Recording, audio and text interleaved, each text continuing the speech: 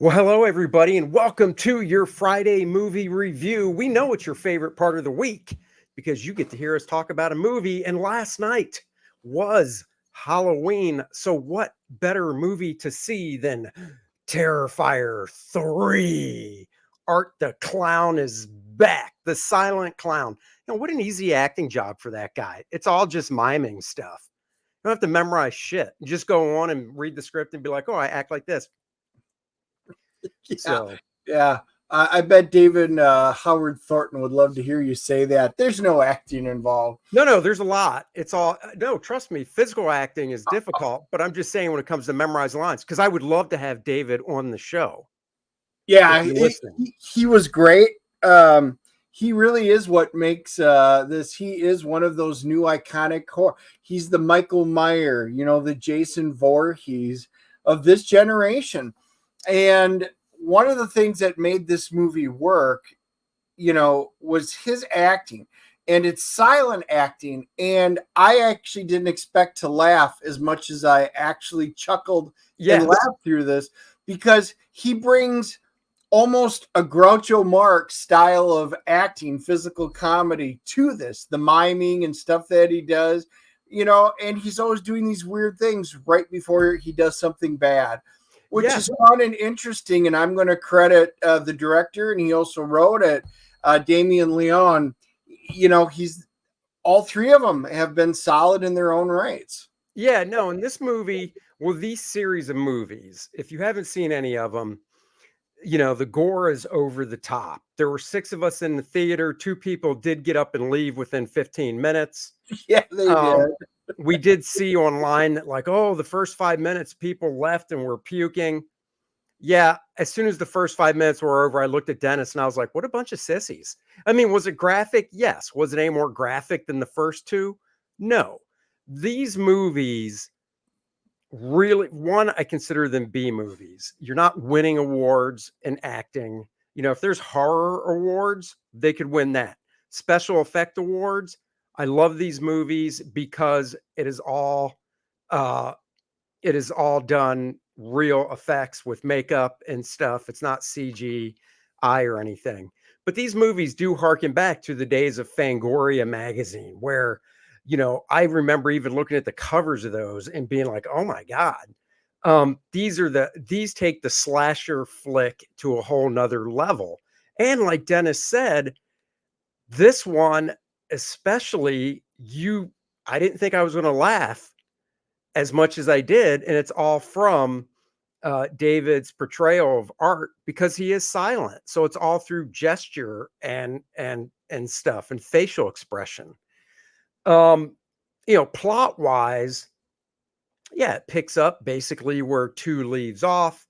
Not going to spoil anything from two, but Art the Clown is on his mission to get what's her name? Sienna?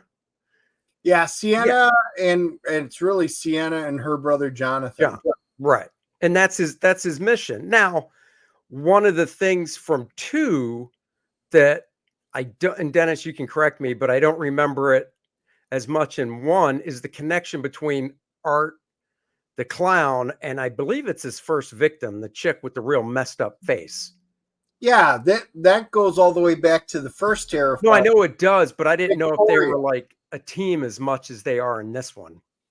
They were in the second one. Yes. Yeah. Yeah. Yeah. So yeah, she was the original victim, and now they're like attached with it, and they continue their saga, and you get to see, for those of you who haven't seen two, obviously he meets his end. Oh, does he? That's how we get a three, and you get to see how they come back, and yeah, very very interesting. And there's, unlike, well, I don't know. I was just saying like Halloween and Friday the 13th, because we've seen those guys both die and come back. There's definitely more of a demonic possession type thing going on in the Terrifier movies. Um, Yeah, you this know, one delves into the supernatural, whereas like with Michael Myers, you started assuming it because right. he would fall out of second story buildings full of bullets and just disappear. But this, I mean, they bring it to the forefront, Right.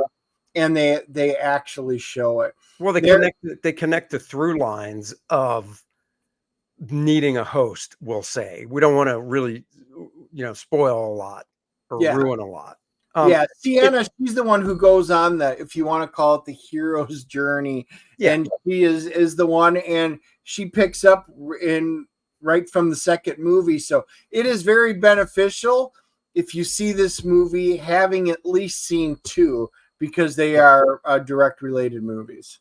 And they do a little, reference back to the previous stuff. I will say if uh, I had a couple storytelling, editing problems in the movie where later in the movie there was one scene, Sienna's sleeping, they got her to calm down because she's with her aunt and uncle for Christmas, and she wakes up and goes downstairs, and this is basically the third act, and I was like, wait a second, is this a dream?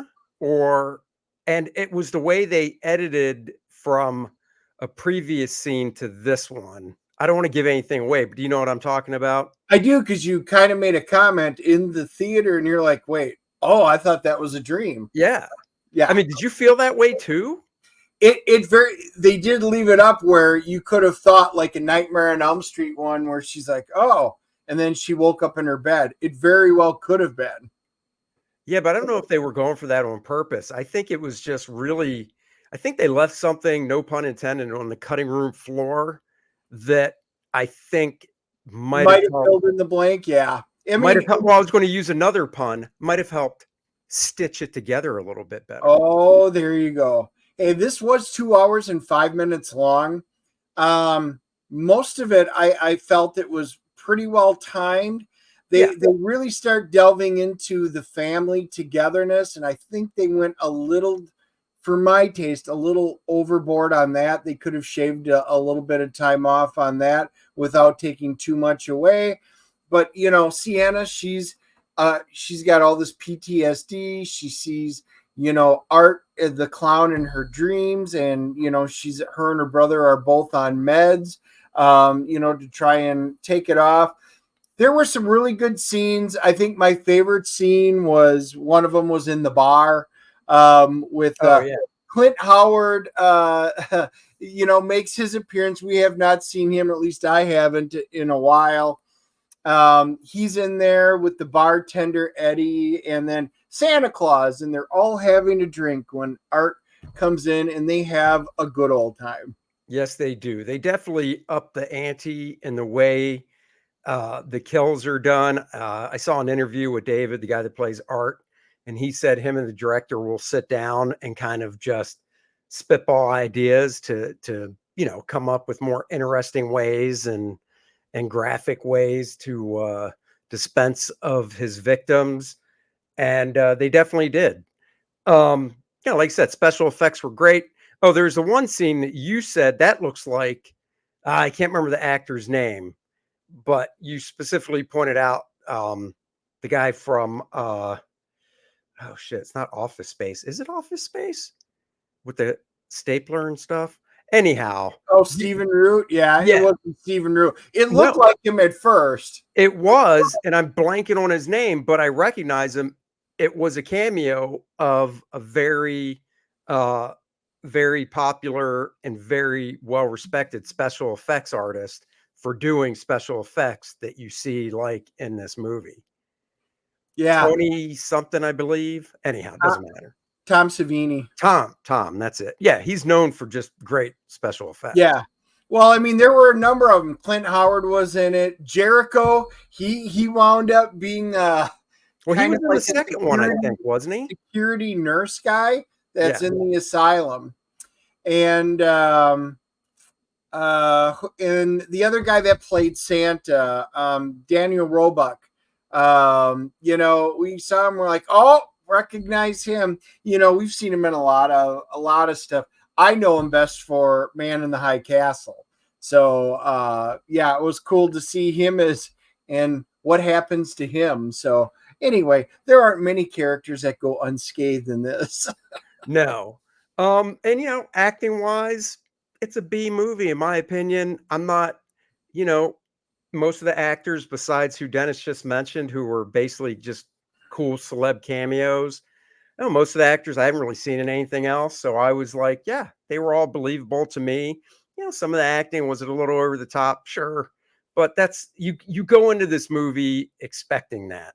That's right. So it didn't pull me out. Jonathan's roommate and his girlfriend were in there, and that was fun. And that kind of harkens back to, some of the Camp Crystal, Yep. scenes and stuff. And yeah, like I said, the special effects were fantastic. Lauren Lavera, she was great. I mean, she carries it just like she did the last one, and she is a really decent protagonist for this series. So kudos on them. And then there's all we'll say is at the end of this, he left it open definitely for number 4. That's right. So let's CGC this puppy. Your turn. My turn. Okay. I'm going with horror movie wise, because that's how I'm ranking it with other horror movies and slasher stuff like this. I'll give it a good 7.0.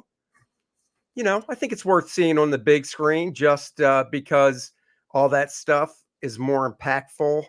It's not like explosions and stuff that you really want the big screen for, but for the visuals, I think it's more impactful.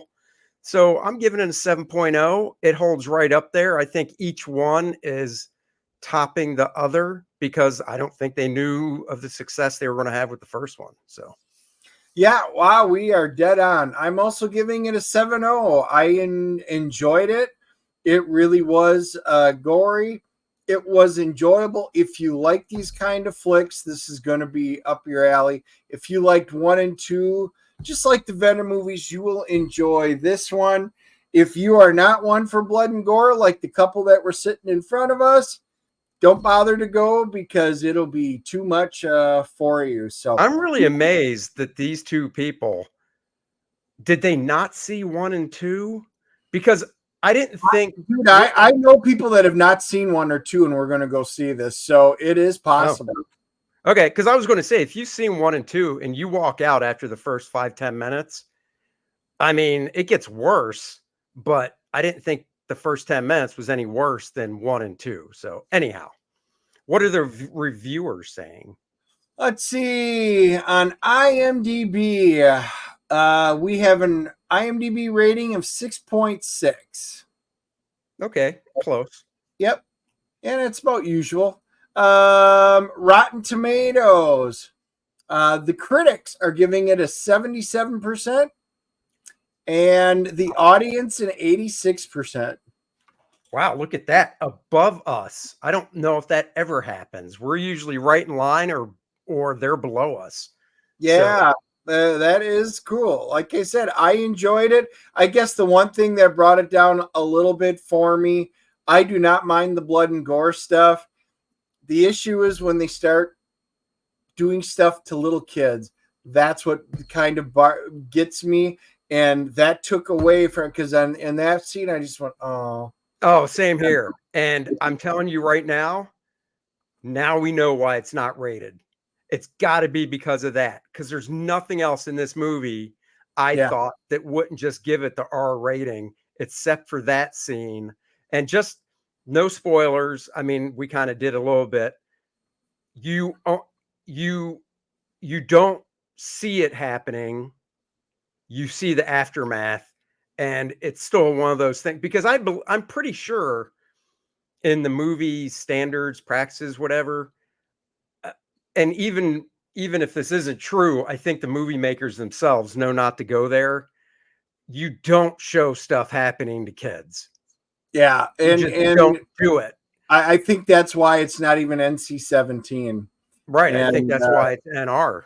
But yeah, anyway, that's the one thing, and I did walk out of there remembering that, and that kind of bothered me. So yeah, no, I like I said, you hear it, you don't see it, and hearing it, I was like, okay, I guess that's fine. But then they show the aftermath, and you're like, I don't know if you need to do that. But yeah. Yeah. Anyhow, what you do need, though, is Kor-Drath Volume 2, The Awakening in your life. Guys, we hit the 750 backers. Moving on up, moving on up. Let's get to 800 backers, $53,795. Kor-Drath and Adriana are back in this high fantasy adventure tale where they are trying to save their land, the Shattered Reach, from the Necronite, Lilneth, and Vordoom, the Undying. If you like this type of genre, you will like this book, guaranteed. Lots of fun stuff we've added to it. Great variant cover by the very popular Irene Strakowski of her book Fiendish Fame, did a cover for us, which is glorious. We've got collector boxes and such. A great catch-up tier if you missed the first book with a brand new cover, preview pages. Guys, we want you to check this campaign out at your leisure. The link is in the description below. So take a few minutes, click on it, go look at it. Remember, it's your support backing the campaign that allows us to do this book and bring it to you. There's no other source of funding except for you guys, and we just want to go higher and higher. So go check it out and back the book. Next Wednesday, we will be back at 3 p.m. with our buddy Rich Stanke, who has a new campaign up called Punch. And he'll be joining us. And next Thursday, we'll be seeing a movie. I just don't know which one yet. So. Yeah, we'll to be determined. And we're in Richmond, Kentucky this weekend, hitting the road here in about an hour and a half to go to Kentucky. So if you're there, come by and see us for the Richmond Comic Book and Toy Show in Richmond, Kentucky. Bye-bye, everybody. Live long and prosper.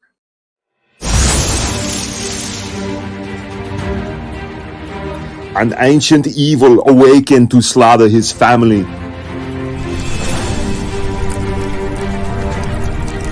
A mythical quest was revealed.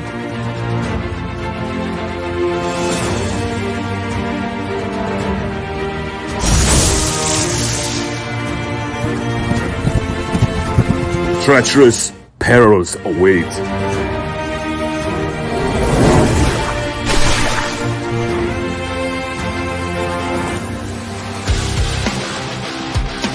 Lovers bound by destiny. Darkness gathers as a new game begins.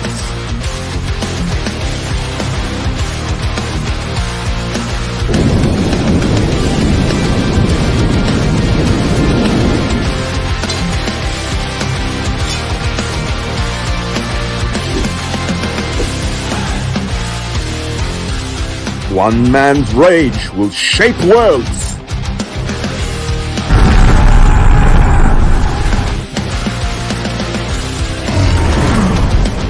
Kor-Drath, The Awakening.